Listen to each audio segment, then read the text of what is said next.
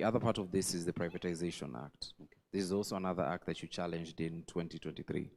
Okay. So for you to understand the issue about privatization in Kenya, you have to look at the historicity of privatization. So we've had 3 privatization acts in Kenya. We have the 2020 205 one, 2023 one, and the current one. So before we had the 2005 Privatization Act,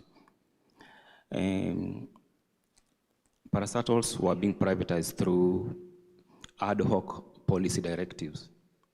So that was during the Moi's time. So the minister through the Moi ministers had a lot of power. So they'll make those ad hoc policy directives, which were not transparent, and they also lacked accountability at the same time. So that is what pushed to the having of the 2005 Privatization Act. But now that 2005 Privatization Act also, it put a lot of powers on the privatization authorities. Privatization authority now was also being formed by the ministers, by the Moi government. The ministers by then were being also appointed by the president, and they never used to go these things like vetting and whatever. So with the coming of the 2010 constitution, and also the private sector, and also financial lending institutions like IMF and World Bank, so they had to adhere to the constitution and also kneel down to the financial powers in the world. So they come up with the Finance Act, with the Privatization Act of 2023. So before we file a case at Katiba, we sit down and talk about it. So I'm given that file. I'm given the Privatization Act of 2023, and I'm told to file a petition with regards to it. So when you're filing a petition, there are different ways in which you can look at filing a petition. Now, when we're looking at the Privatization Act of 2023, we attacked the process, the public participation. We attacked the act, the content of the act. And now we attack the privatization program.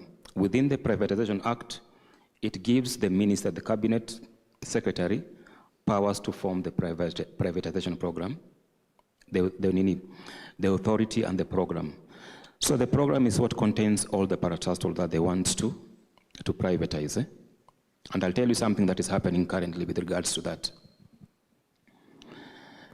So on public participation, our argument was that there was no meaning public participation.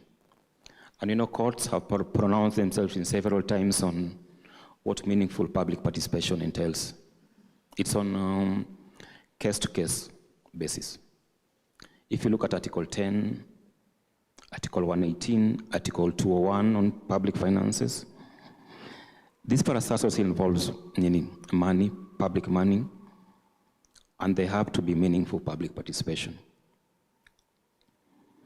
So when you look at how they did public participation in the 2023 one, when they called for comments and the stakeholders who were coming in, they were cherry picking the people who were going before them, people who were friendly before them, you see, so that they will get comments that are favorable to them. Secondly, one of our arguments was, when doing such kind of public participation and calling out for memorandums, you don't restrict yourself to English only. There's somebody in the village who cannot speak English, who cannot read English, so it has to be in a language that he or she can understand and also speak. So that's where Kiswahili comes in now too. On the sections now, we were very specific on the sections. There was section 22.5 of the repealed one, the unconstitutional one now. So you see section 22.5 provided that since the cabinet secretary is the one that has got power to come up with the privatization program, and he or she is under the control of the executive, the president. So if the cabinet secretary took the privatization program to parliament, and you see the parliament is also captured currently. If it goes before parliament and the parliament does not ratify it within 90 days, then it is considered to have been passed. So the oversight powers of Parliament is taken away by the executive. Now then we go back to the privatization program now. Now here is where there was a big deal. So I grew up in the 90s. I'm a millennial born in the 90s. And there's some things that I carry a lot of sentiments in them. KICC is one of them. So growing up in the 90s, Safari Rally was very famous. I had this shirt, I was living at the coast and I was born at the coast. So I had this shirt of KICC, and there's a cheetah jumping on top of KICC. So people used to ask me, oh, you've not been to Nairobi, so whatever you are seeing there in your t-shirt is not true. KICC is so tall that a cheetah cannot jump on top of it. So I visit Nairobi in 2000. That was my first time to come to Nairobi. Now I'm 26 years in Nairobi now. So I go to KICC, I take a photo. Zile photos zinakuanga hapo, I have photographers, and so they are edited. So it's a photo of KICC, and I'm on top of KICC. So I keep that photo with me. So I look at the program again. They have KCC there, Kenya Cooperative Creameries. So nothing beats Malaya KCC. Nothing beats Bataya KCC. Nothing beats that. We also have Kenya Seed, a subsidiary that has got Kenya Seed that has got subsidiaries all over East Africa. They are profit making and they don't depend on the exchequer for anything. But they want to privatize them. Now, why are they privatizing them now? Don't forget, KICC is also a national monument under the Monument Act. Ukiangalia doya Kenya, so unaona KICC. When they talk about landmark buildings all over the world, when they mention Kenya, what comes up? KICC, we have got Eiffel Towers in the in France, the Leaning Tower of Pisa and others in Rome. But here now they want to take KICC out of them. Yeah. So when you go to court, it's like as if you're also going for an interview. Whatever you claim in your petition or whatever you are contesting in your petition, you should be ready to defend it in a court of law. And you defend it very well. You don't look stupid before a judge. So we go to court. So the court agrees with us. No meaning public participation. That one kills the entire act.